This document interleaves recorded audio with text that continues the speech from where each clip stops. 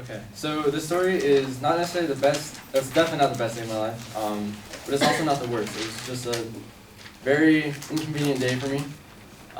So this takes place back when I was a sophomore going to my junior year of high school. It was the first week of summer, and me and all my friends were excited. We're like, yeah, we're like, some of us had our license, some of us got cars, so we were excited to like really make this summer like memorable, which it was. And so one night we were hanging out, it was about me and 5 other friends. We were hanging out at my friend Jared's house, and we didn't want to like do anything. We didn't want to like drive anywhere. We were just kind of like, none of us wanted to waste gas or anything, so we just decided to hang out at the house for a little bit until we decided to go to my cousin's house, who lives up the street. So we went there, I called him, he came outside. So we were just hanging out outside for a little bit, and he told us about this school that was right down the street from his house. That seemed pretty intriguing to us. So all of us grabbed skateboards, scooters, and I happened to grab this big-ass bike. And keep in mind, I'm a pretty small dude. It was a bike made for like Matt Taylor. Like, it was a big bike. So why I got this bike, I don't know, but anyways.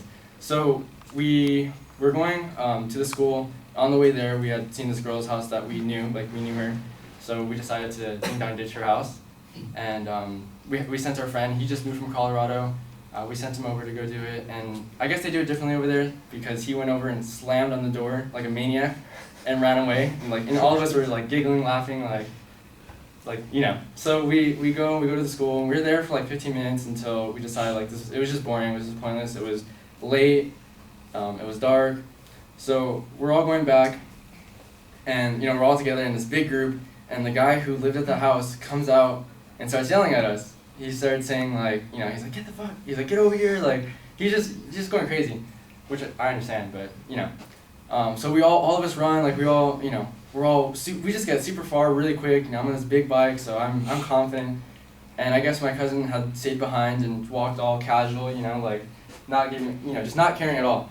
So the man goes up to him, grabs him by the shoulder, and pulls him back, and my cousin, in self-defense, you know, he had a skateboard in his hand, and turned around, hit him, and the guy fell. And the guy, you know, and neighbors came out. It was a bad situation, and it was kind of like something I didn't really want to be a part of.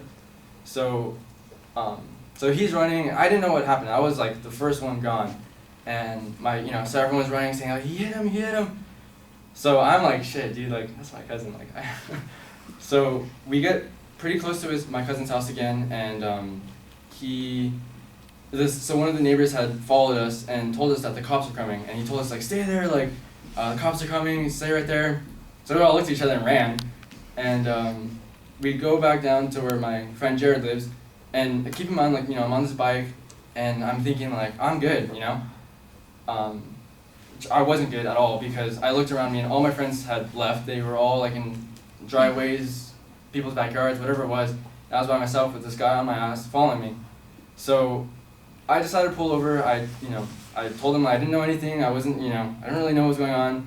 So he told me, he's like, that's fine, just stay there. And with him like saying that, within like 5 seconds, I had a cop coming from this way, and this way, all in their, you know, pursuit vehicles. They all get out with their guns, like, you know, pointed at me, saying like, get on the ground, like you're, you know.